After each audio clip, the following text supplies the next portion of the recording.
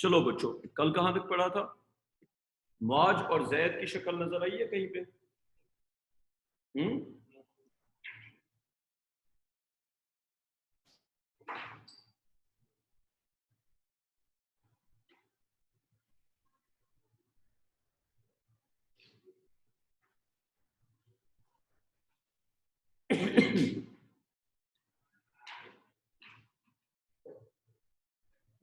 अच्छा बच्चों, मैं ग्रुप में पोस्ट कर दूं, बस फिर शुरू कर दूंगा।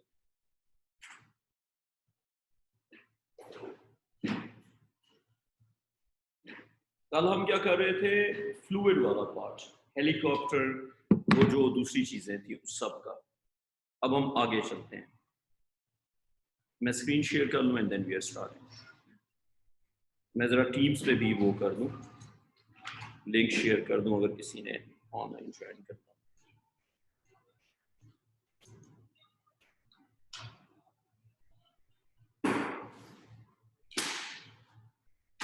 मैंने नोटिस किया आपके आईपैड में हर 2-3 दिन बाद कोई नया गेम डाउनलोड हुआ है। सोचो क्यों, सोचो क्यों, सोचो क्यों। अगर तुमने कभी मेरी कोई शाम की क्लास ली हो तो एक छोटी बच्ची आती है पीछे से, ठीक है, और वो पता है आगे क्या कहती है? वो कहती है पागल के बच्चे मुझे अपना आईपैड दे दो, और वो मेरी बेटी होती है। वो ये नहीं कहती अब्बू डैडा, वो मुझे 2 चीजें कहती है। या तो मुझे कहती है फारूक क्या कर रहे हो। अच्छा, जब मैं शाम को पहुंचता हूँ ना तो कहती है फारूक आ गया, फारूक आ गया। अच्छा, अब मैं बैठा हूँ कहीं पे तो वो आएगी ना, अब और सबको गालियां देती है, सबको। है छोटी सी 2.5-3 साल की, बट अब उसको मना भी कोई नहीं करता। पता नहीं कहां से सबको कहती है, इस तरह कोई बैठा है ना बंदा, कोई गेस्ट आगे बैठे उसके पास जाएगी कहेगी उल्लू के पट्टे। तो अब हमें समझ नहीं आती इसको कहे क्या। तो उसको अगर कोई चीज ना दो, मैं बताता हूँ, पहली बार मैंने ये फोन लिया ना तो मैंने अपनी बीवी को कहा, मेरा जो पिछले 2 फोन है वो उसी ने तोड़े। मैंने कहा ये फोन इसको मैं नहीं दूंगा कुछ भी हो जाए। तो जूं ही मैं गया हूं ना, कहती है मेरे लिए लाए हैं, मेरे लिए लाए हैं। अच्छा, अब मैं बैठा हूं, आ गई मेरे पास, कहती है मुझे अपना फोन तो दे दें। मैंने कहा नहीं, तुम्हें नहीं दूंगा। कहती है आप इतने क्यूट लग रहे। इतनी कोई तेज है ना यार। नहीं, उसको अभी ना मतलब उसने इतनी चीजें अभी याद की हुई है कि मैं परेशान हो जाता हूँ माशाल्लाह। अभी स्कूल वो नहीं गई और फुल ग्रामर के साथ इंग्लिश बोलती है। मतलब उसका ग्रामर का मिस्टेक कभी नहीं होता, मेरा भी हो जाएगा उसका नहीं होता। Perfect grammar. स्कूल नहीं गई, 3 इयर्स की है और परफेक्ट ग्रामर के साथ इंग्लिश बोलती है, यूट्यूब की वीडियोस देख के। तो खैर मैं उसे डिस्करेज नहीं करता, बट ये उसका कमाल है सारा, अपनी उम्र से आगे की चीज है। अच्छा जी, हमने जहां तक पढ़ा था उसके आगे कंटिन्यू करते हैं। अगर मेरे टैब पे कभी कोई ड्रामा होगा तो मेरी बीवी ने देखा होगा, गेम होगी तो मेरे बच्चों ने खेली होगी, मेरे पास टाइम ही नहीं होता।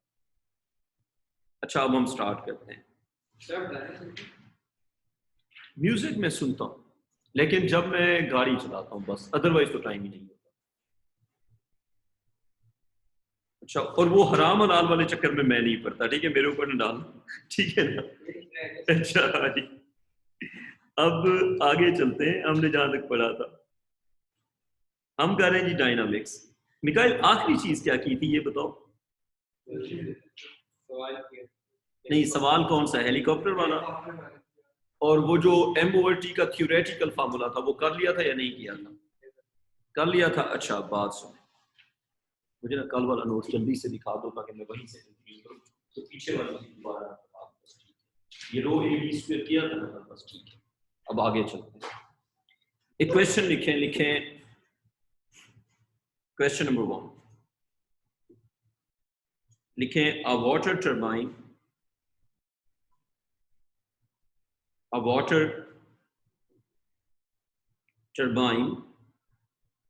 थोड़ा तेज लिखना है, has an area of 200 centimeter square in contact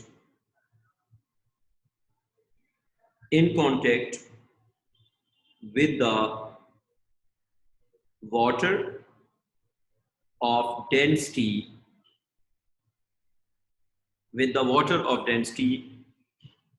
1000 kilogram per meter cube. Basically it's a hydro turbine.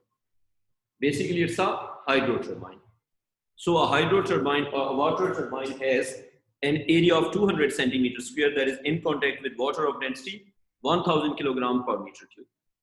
Water hits the turbine. Water hits the turbine. Water hits the turbine with a speed of 50 meter per second and loses all of its kinetic energy after hitting the turbine. कोई confusion? Question का ए part लिखो. Find volume of water. Find volume of water coming. Find volume of water coming in contact with the turbine in every second. बच्चों ये आपने खुद करना है. मैं वेट कर रहा हूं, आपने खुद करना है.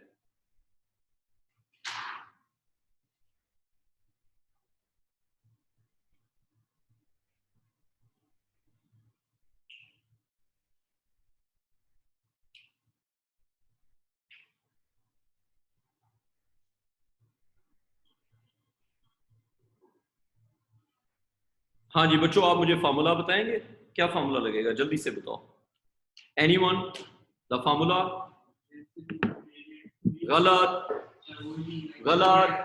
बताओ फार्मूला क्या लगेगा बेटा. आप फार्मूला बिल्कुल नहीं. अब मैं पता है चेक क्या कर रहा हूं.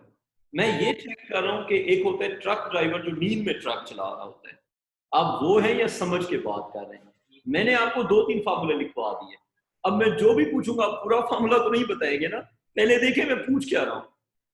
मुझे ये डाउट था कि मैंने फार्मूले लिखवा दिया. मैं जो भी पूछूंगा पूरा फार्मूला बताएंगे. बेटा मैं पूछ रहा हूं वॉल्यूम पर सेकंड, तो पूरा फार्मूला तो नहीं बताएंगे ना. क्या बताएंगे? सोचो. देखें, मास पर सेकंड, वॉल्यूम पर सेकंड, फोर्स, 3 चीजें. अब एग्जामिनर अगर आपसे पूछता है वॉल्यूम पर सेकंड और आप फार्मूला फोर्स वाला लगा देते हैं तो ये तो वर्केबल नहीं होगा ना. तो जो फार्मूला आपसे पूछा जाएगा आपने वही फार्मूला लगाना होगा. तो अभी कौन सा फार्मूला लगेगा बताओ फिर. पुत्र जी 3 फार्मूले अलग अलग लिखो. लिखो volume over time. I want you to write the formulae one by one. Volume over time क्या फार्मूला था बताओ. लिखो एरिया इनटू स्पीड. इसका मतलब है आपके मुतालिक मेरा परसेप्शन बिल्कुल ठीक था. दूसरा फार्मूला मास ओवर टाइम, ये था बेटा जी density into area into speed. कुछ याद आ गया? तीसरा भाईजान फार्मूला था कौन सा? F is equal to m over t into v minus. बेटा हमने आपको ये 3 फार्मूले बताए. बस हमने आपको ये 3 फार्मूले बताए. यही 3 फार्मूले यूज करने. अभी क्या पूछा है? वॉल्यूम पर सेकंड.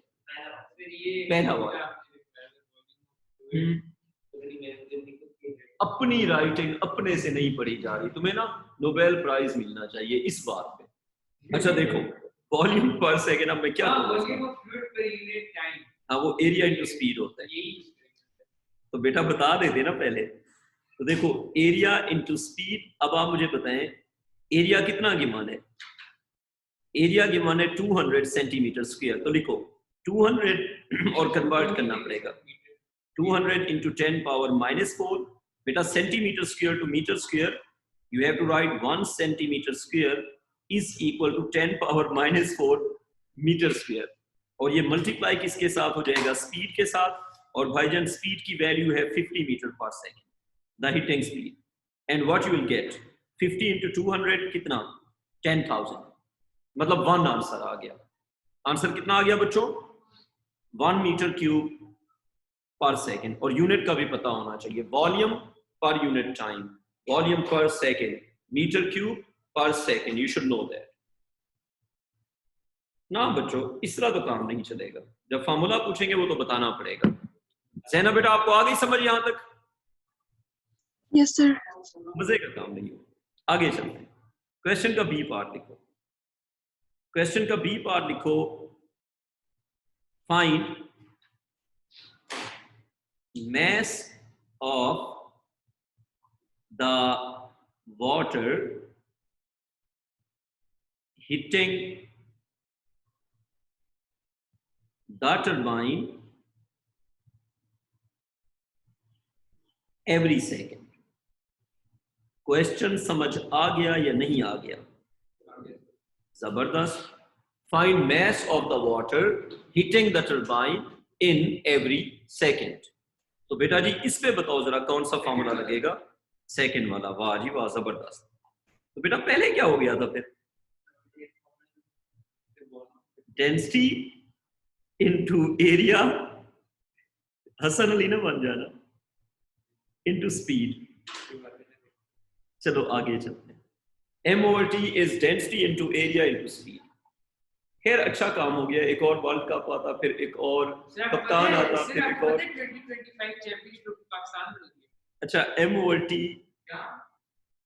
पढ़ाई करते हैं, पढ़ाई करते हैं। वो कह रहे हैं कि कोई ट्रॉफी है वो पाकिस्तान में हो रही है। हाँ मुझे नहीं पता, चलो चुप करके पढ़ाई करो, फिजिक्स पे फोकस करो। m over t, ठीक है। तो इसका लिखो density into area into speed. बताओ डेंसिटी कितना है, बताओ जरा। 1000, जबरदस्त। इनटू किससे मल्टीप्लाई होगा? एरिया से। बताओ एरिया 200 इंटू 10 पावर -4 इनटू हो जाएगा स्पीड, दैट इज 50 मीटर पर सेकेंड।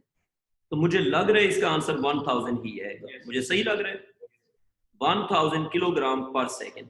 तो 1000 kilogram of water is hitting the turbine in every second with a speed of 50 meter per second, and क्या बताया हुआ? It loses all of its kinetic energy on hitting the turbine।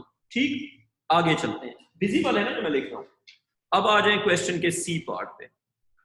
Question का C part को तरजीह लिखो, find average force on the turbine due to the water. भाई turbine पे पानी क्या लगाएगा? फोर्स लगाएगा ना। तो दो पॉसिबिलिटीज हैं, या तो हिट करके आगे चला जाएगा, या हिट करके रिबाउंड करेगा, या हिट करके उधर ही गिर जाएगा।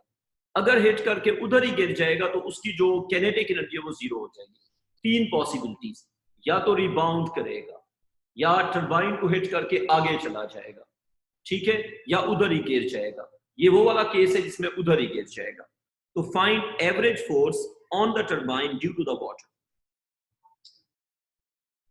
Find average force on the turbine due to the water. Question समझ आ गया? आपने बताना है टर्बाइन के ऊपर वाटर की वजह से एवरेज फोर्स कितनी होगी। चलो बच्चों लगाओ फार्मूला। क्या है फार्मूला भाईजान? F is equal to, very good बेटा जी, हर बार ऐसे बताया करो ना, m over t into v minus u। चलो बेटा जी m over t कितना है? 1000 kilogram in every second, and what is the final velocity? बेटा फाइनल वेलोसिटी है 0। क्यों? क्योंकि हिट करने के बाद रोक दिया। what is the initial velocity? 50 की स्पीड के साथ हिट किया। तो इसका बेटा जी आंसर आ जाएगा -50,000। अच्छा मेरा अब आपसे एक बड़ा सिंपल सवाल है, ये जो बेटा लिख तो लो ना, यहां तक कोई मसला है? ये बताओ, न्यूमेरिकली तो कोई मसला नहीं है ना। अब मेरी बात सुने, आपने जो फोर्स फाइंड किए इट्स ऑन द वाटर और इट्स ऑन द टर्बाइन। जो आपने फोर्स फाइंड किए it's on the, no it's not on the turbine, it's on the water. Because सुन तो लेना, आपने m over t किसका पुट किया है? आपने m over t किसका पुट किया है? वाटर का। बेटा m over t वाटर का है ना, मैस पर सेकंड वाटर का, स्पीड वाटर की। जब आप डेटा वाटर का पुट करेंगे तो फोर्स भी तो वाटर पे मिलेगी ना। अब आप कहेंगे फोर्स तो टर्बाइन पे फाइंड करनी थी। Newton's third law of motion, every action has an equal and opposite reaction. अगर आप मेरे मैथ्स को मेरे एक्सलेशन से मल्टीप्लाई करेंगे तो फोर्स मेरे ऊपर मिलेगी ना, मिकाइल पे तो नहीं मिलेगी। तो जिस ऑब्जेक्ट का डेटा अप्रोच करेंगे फोर्स उस पे मिलेगी, लेकिन sometimes forces are equal and opposite. बात समझ आ गई?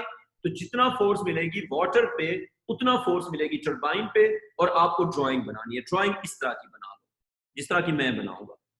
टरबाइन को आप बना दो प्रोपेलर की तरह एक पंखा। जब बना दो तो मुझे बताओ। इसको आप लेबल कर दो कि ये टरबाइन है, इट्स अ खूबसूरत टरबाइन। बना दिया? ठीक है जी, ये है टरबाइन। अब इस टरबाइन के ऊपर पानी जो है आके हिट करता है, फर्ज करें, बना दो water hitting the turbine and it's not rebounding, it's falling down after losing its kinetic energy। Idea समझ आ गया? पानी टरबाइन को हिट करने के बाद उधर ही गिर रहा है, ठीक है, after losing all it's kinetic energy. जिस तरह आप विजुअलाइज करो, व्हाइट बोर्ड के ऊपर अगर हम एक पाइप, वाटर पाइप लगा देते हैं तो पानी हिट करने के बाद उधर गिर भी सकता है नीचे, ठीक, रिबाउंड भी कर सकता है, उधर गिर भी सकता है। अच्छा, अब आप मुझे बताएं, अगर ये है वाटर स्ट्रीम या जो भी है, तो फोर्स का हिसाब किताब क्या बनेगा? तो बेटा फोर्स का हिसाब किताब हम बनाएंगे। देखें, पानी पे जो फोर्स है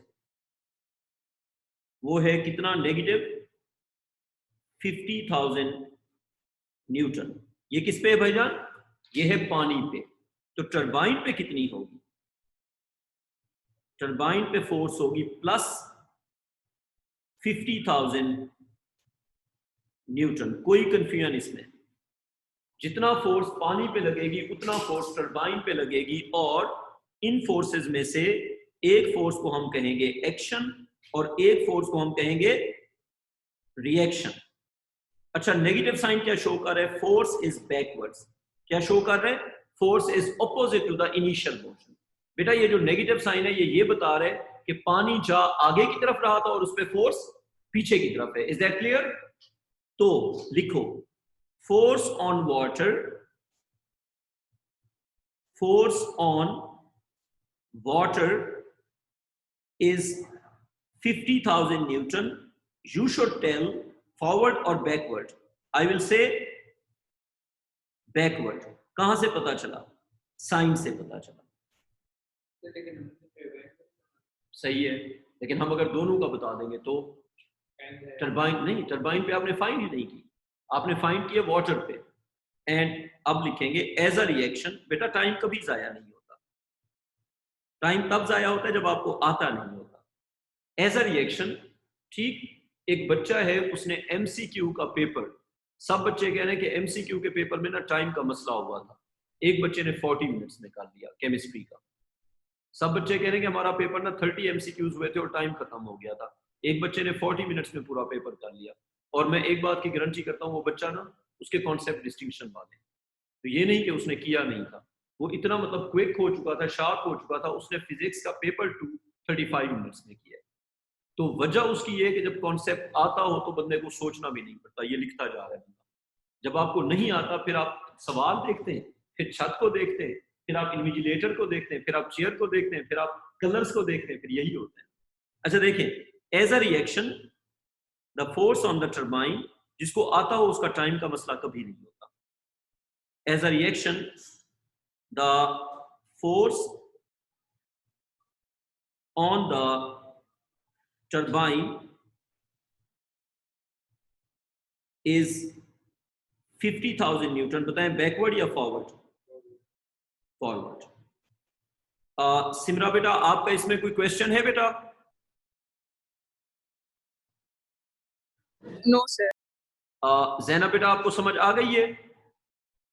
Yes, sir. अब एक क्वेश्चन हम करेंगे रॉकेट का। आ जाओ आगे जी बेटा, आप पूछें। कर सकते हैं आप, कर लें, लेकिन वो सिर्फ तब यूज कर सकते हैं। अच्छा वो स्पेसिफिक फार्मूला है, जनरल फार्मूला नहीं है। आपने यूज जनरल फार्मूला करना है बेटा। वो जो हमने फार्मूला किया था रो ए वी स्क्वायर, वो तो एक स्पेसिफिक सिचुएशन में था, वो हर जगह तो अप्लाई नहीं होगा। वो सिर्फ तब अप्लाई होता है जब फाइनल या इनिशियल स्पीड 0 हो। तो आपका जो मेन फार्मूला है वो तो है m/t × v - u। हमेशा जनरल फॉर्मूला यूज करें। बात समझ आ गई? आपने शॉर्टकट नहीं माननी ना, वो शॉर्टकट है। अच्छा अब आगे आ जाए, क्वेश्चन लिखें आ रॉकेट। अच्छा मुझे बताएं रॉकेट जो होते हैं उनके कितने प्रिंसिपल्स होते हैं, किस किस तरह वो फ्लाई करते हैं या किस किस तरह वो प्रोपेल होते हैं। रॉकेट्स के मल्टीपल मेथड्स हो सकते हैं प्रोपेल करने के, या तो उसमें हो सकता है लिक्विड फ्यूल, या वो गैस के ब्लास्ट पे वर्क कर सकता है। अगर लिक्विड फ्यूल होगा तो उसमें कोई पंप होगा जो लिक्विड को पुश करेगा डाउनवर्ड। ब्लास्ट होगा तो गैस का ब्लास्ट डाउनवर्ड क्या होगा, पुश होगा। तो मल्टीपल मैकेनिज्म्स आर दियर, लेकिन सब में एक चीज कॉमन है कि फ्यूल पुश होगा डाउनवर्ड्स और रॉकेट को पुश करेगा अपवर्ड्स। ये बात क्लियर? चलें अब हम आते हैं सवाल पे। रॉकेट का क्वेश्चन आपके एग्जाम में बहुत कॉमन है आफ्टर ईयर 17। ईयर 17 से पहले रॉकेट का कोई क्वेश्चन नहीं है, ईयर 17 के बाद रॉकेट के क्वेश्चन भरे पड़े। समझ आ गई बात? तो रिसेंट ईयर्स में ये आते होते हैं। तो लिखो a rocket has a mass of, a rocket has a mass of, थोड़ा तेज तेज लिखना है। A rocket has a mass of 1000 kg and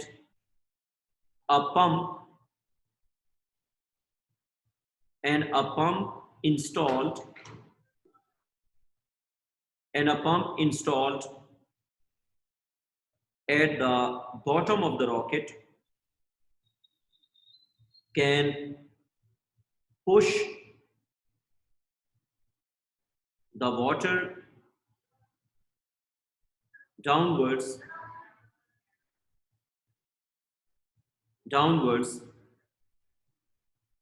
with a speed v। तो आपको क्या समझ आई? एक रॉकेट है, उसके बॉटम पे आपने एक वाटर पंप लगाया हुआ है, वो पंप क्या करेगा, पानी को नीचे पुश करेगा। Is that clear? अच्छा और रॉकेट का मास कितना है, 1000 kg। उसके बाद आप लिखें mass of the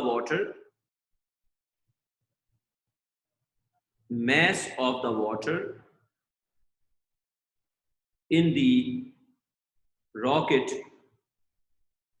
is 20,000 kg। कितना मैस है भाई? 20,000 kg। और the pump is capable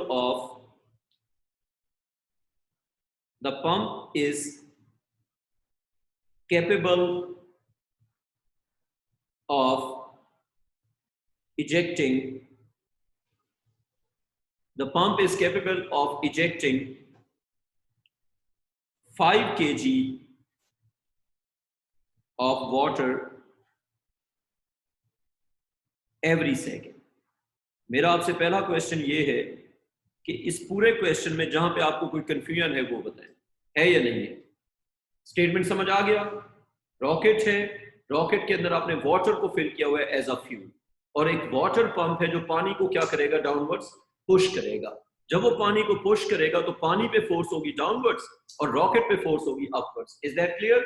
अब क्वेश्चन स्टार्ट करते हैं। सबसे पहले क्वेश्चन का लिखो ए पार्ट। सबसे पहले आप लिखेंगे क्वेश्चन का ए पार्ट। ए पार्ट में मैं कुछ वेरिएबल्स डिफाइन करूंगा। सबसे पहले आप लिखें delta M over delta T. It will be for mass of water ejected every second। तो बेटा जी delta M over delta T क्या हो गया, mass of water ejected every second। आगे आ जाओ, M R mass of the rocket, थोड़ा तेज लिखना है, M W mass of water present in the rocket। अब मैं इससे रिलेटेड क्वेश्चन पूछूंगा। कॉपी हो गया? चलें अब आपने मुझे बताने क्वेश्चंस और वन बाय वन। क्वेश्चन का लिखो, आपने ये लिखना, लिखो in terms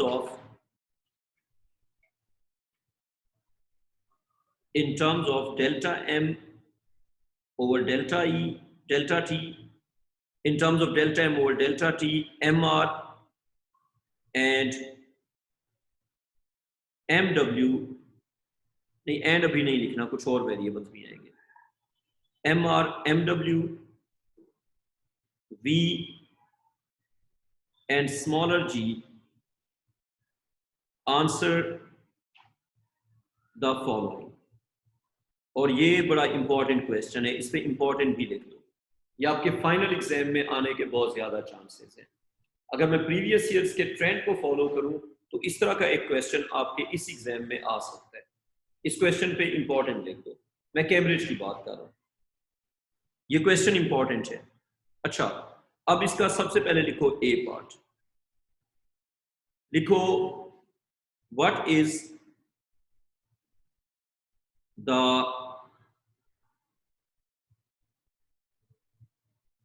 downwards force on the rocket? What is the downward force on the rocket? So beta, what do you think? What is the downward force? Can I say that the downward force on the rocket is its weight? Yes or no? Initially the downward force is the weight। और एक काम करें, what is the downward force on the rocket, और bracket में लिख दें ignore air. क्यों? क्योंकि आप एयर रेजिस्टेंस का सोचने लग जाओगे, तो मैंने एयर को क्या कर दिया, इग्नोर कर दिया। जब एयर को इग्नोर कर दूंगा क्वेश्चन आसान हो जाएगा ना। अब डाउनवर्ड फोर्स कौन सी रह गई, सिर्फ बनाओ बच्चों, ये हो गया रॉकेट। जबरदस्त बेटा जी, रॉकेट के अंदर पानी भी है, ठीक है, तो डाउनवर्ड फोर्स जो ओवरऑल बनेगी वो बनेगी इसका अपना वेट और साथ में पानी का वेट, यानी कि mr, यानी कि mr plus mw times smaller g। कोई कंफ्यूजन? क्लियर? चलें आगे चलते हैं, बी पार्ट लिखो। इसमें तो बस वेटिंग में आंसर करना है कि वेटिंग। जी बेटा बिल्कुल। व्हाट इज, ऊपर कहा हुआ नहीं है इन टर्म्स ऑफ दिस, बेटा ऊपर कहा हुआ है ना, इन terms of these variables. What is upwards force on the rocket? बेटा अब 2 मिनट के लिए रुक जाओ, मुझे बताओ रॉकेट पे अपवर्ड फोर्स आएगी कहां से? रॉकेट का जो पंप है वो पानी को पुश करेगा डाउनवर्ड्स, और पानी जो है वो रॉकेट को पुश करेगा upwards. So the water stream is pushed downwards and it will push the rocket upwards. ठीक है, तो अब आप मुझे ये बताएं कि हमने लिक्विड के ऊपर फोर्स का कोई फॉर्मूला पढ़ा हुआ है? क्या फॉर्मूला पढ़ा है? Delta M over delta T, delta M over delta T into v minus u। मेरा आपसे क्वेश्चन है, इजेक्शन से पहले वाटर की स्पीड क्या होगी? रॉकेट के अंदर वेरी गुड बेटा, रॉकेट के अंदर पानी स्टिल होगा, तो बेटा देखें u होगा आपका 0 मीटर पर सेकेंड। u कितना होगा? 0 मीटर पर सेकेंड। सिमरा बेटा u 0 क्यों होगा? जैनब बेटा आप बताएं, जैनब बेटा u 0 क्यों होगा बेटा? सर क्योंकि इनिशियल स्पीड है। जी बेटा, क्योंकि पानी जब रॉकेट के अंदर होगा, when the water is inside the rocket it is still, तो पानी रॉकेट के अंदर मूव तो नहीं कर रहा ना, स्टिल है, तो इसलिए उसकी इनिशियल स्पीड 0 होगी। ठीक है, अब क्या बनेगा formula? F is equal to delta M over delta T, और ब्रैकेट में क्या आ जाएगा बेटा जी? रॉकेट की final speed v, initial speed 0, तो क्या आ जाएगा? Delta M over delta T into बन जाएगा v। अगर मैं आपसे कहूं रॉकेट पे अब ओवरऑल क्या फोर्सेस बन गए, ये देखें, ऊपर की तरफ रॉकेट पे क्या फोर्स होगी बेटा जी? ऊपर की तरफ होगी delta M over delta T into V, और ये होगा वाटर स्ट्रीम का थ्रस्ट। ये क्या होगा? जो वाटर स्ट्रीम नीचे पुश हो रही है, ये उसका अपवर्ड थ्रस्ट होगा। यहां तक बताओ कोई कंफ्यूजन है? तो रॉकेट पे नीचे की तरफ क्या हो गया? फ्यूल का और उसका अपना वेट। ऊपर की तरफ क्या हो गया? जो फ्यूल का ब्लास्ट नीचे पुश हो रहा है, वो वाटर भी हो सकता है, गैस भी हो सकती है, जो भी चीज है जितनी फोर्स उस पे होगी उतनी फोर्स अपवर्ड किस पे होगी, रॉकेट पे। बात क्लियर? अब आगे आते हैं, ये था जी क्वेश्चन का बी पार्ट। अब लिखें क्वेश्चन का सी पार्ट। क्वेश्चन का सी पार्ट लिखें to achieve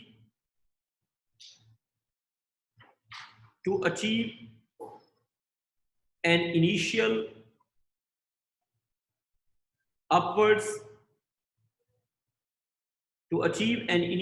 upwards acceleration,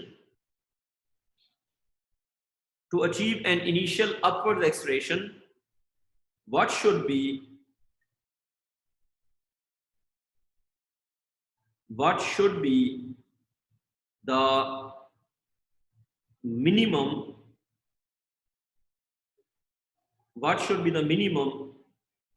value of v?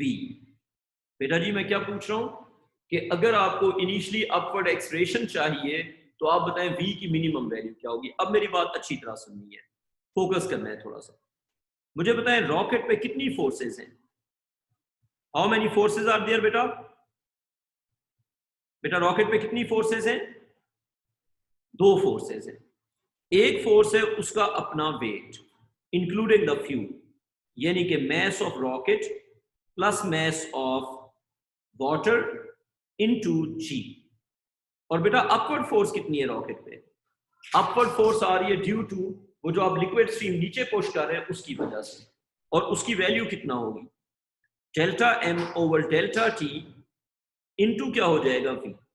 अगर कोई कंफ्यूजन है तो मुझे बताओ, कोई कंफ्यूजन है इसमें? चलें, अब मेरा आपसे एक सवाल है, अपवर्ड एक्सेलरेशन कब मिलेगा? दोनों फोर्सेस इक्वल होनी चाहिए या कोई एक फोर्स बड़ी होनी चाहिए? लिखो फॉर एन इनिशियल, बेटा मैं स्लो चल रहा हूं, अगर कुछ समझ नहीं आ रहा तो मुझसे पूछें, या क्लियर है यहाँ तक? आप मुझे बताएं अगर दोनों फोर्सेस इक्वल हो जाए फिर तो एक्सेलरेशन नहीं मिलेगा ना। एक्सेलरेशन कब मिलेगा? When the upward force is bigger than the downward force. जब अपवर्ड फोर्स बड़ी होगी तो अपवर्ड एक्सेलरेशन मिलेगा। तो इन दैट केस लिखो for an initial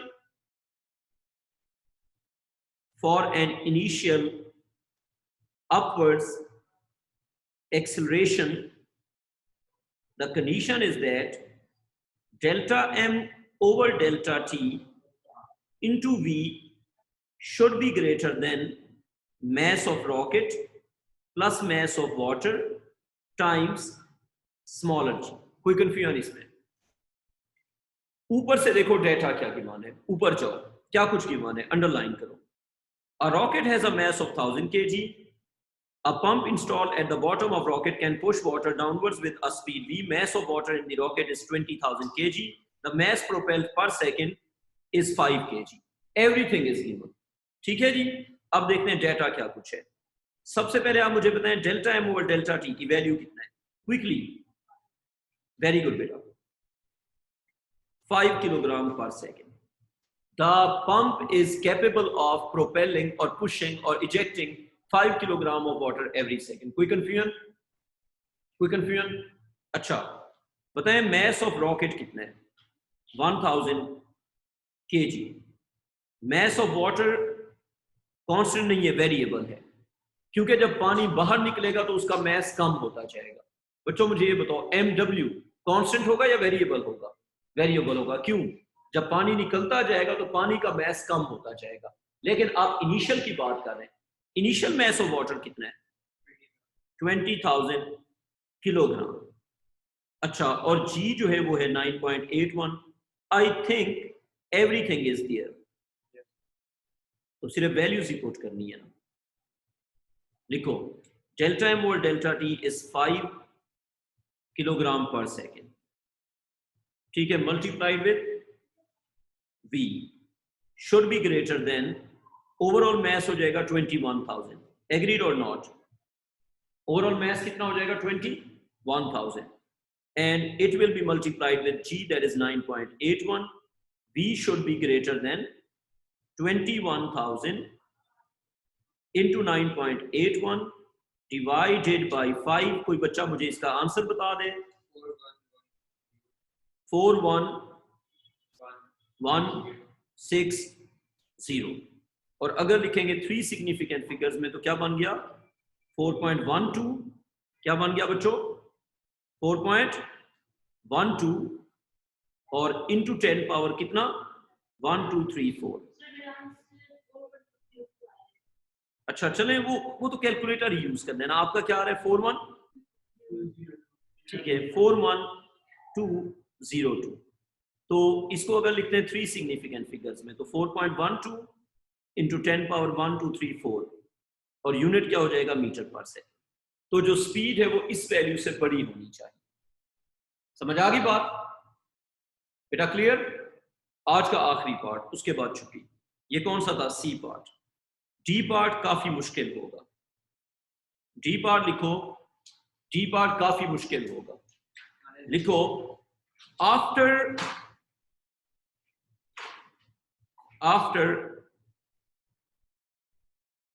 after 5 minutes बल्कि नहीं 5 मिनट बहुत ज्यादा हो जाएगा लिखो after 2 minutes the rocket has an upwards acceleration of 1 meter per second square find v अब ये क्वेश्चन पता है बच्चों से क्यों नहीं होगा बच्चे mw की वही वैल्यू ले लेंगे मुझे बताएं 2 मिनट के बाद मैस ऑफ वाटर सेम होगा या डिफरेंट होगा डिफरेंट होगा अच्छा ये बताओ मैस ऑफ रॉकेट चेंज होगा कितना था लिखो v की अब नई वैल्यू अच्छा एक्सेलरेशन 1 मीटर पर सेकंड स्क्वायर डेल्टा m और डेल्टा t बेटा इट इज मेंटेन्ड कितना था 5 किलोग्राम पर सेकंड क्योंकि हमारा पंप उसी रेट पे इजेक्ट कर रहा है कोई कंफ्यूजन इसमें एक चीज है जो चेंज हो गई है क्या मैस ऑफ वाटर तो 1 मिनट में 2 मिनट्स में delta m that is mass ejected delta m that is mass of water ejected अब मेरी बात समझना मुझे बताएं 1 सेकंड में कितना वाटर इजेक्ट हो रहा है 5 पर सेकंड और टाइम कितना है हमारे पास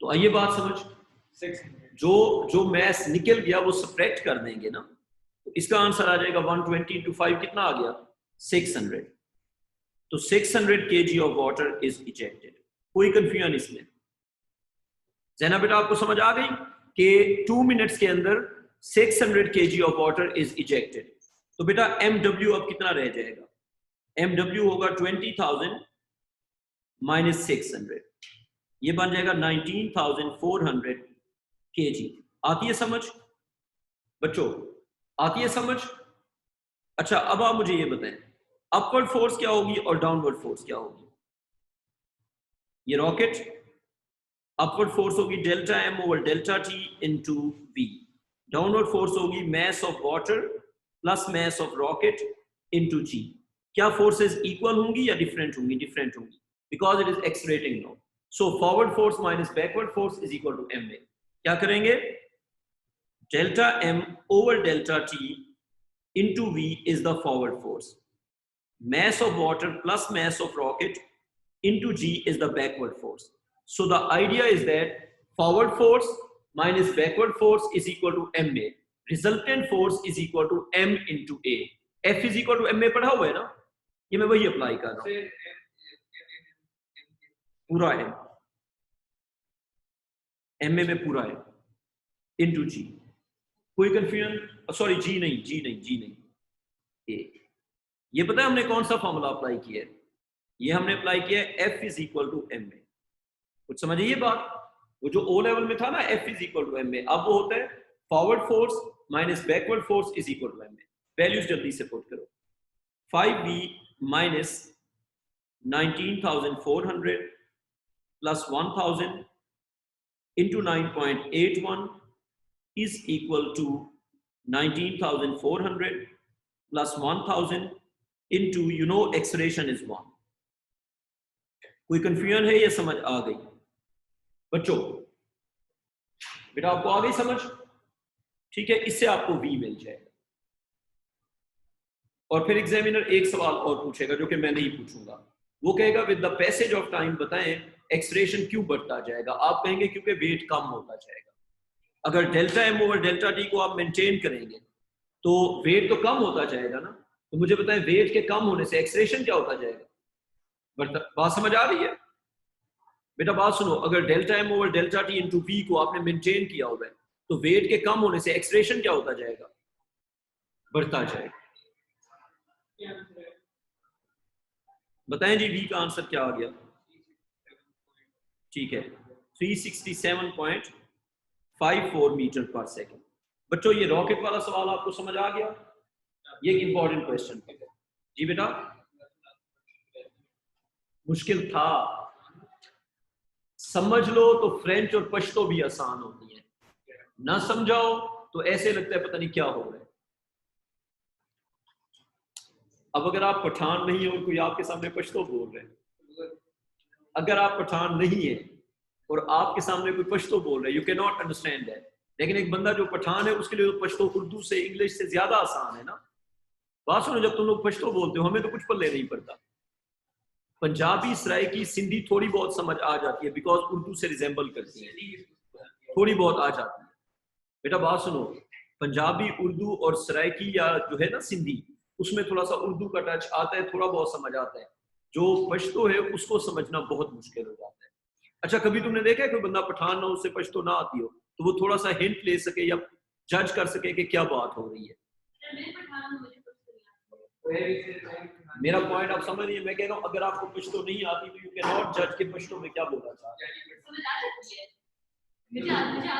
वो इसलिए कि आप उसके साथ इन कांटेक्ट है, हमें बिल्कुल समझ नहीं आता।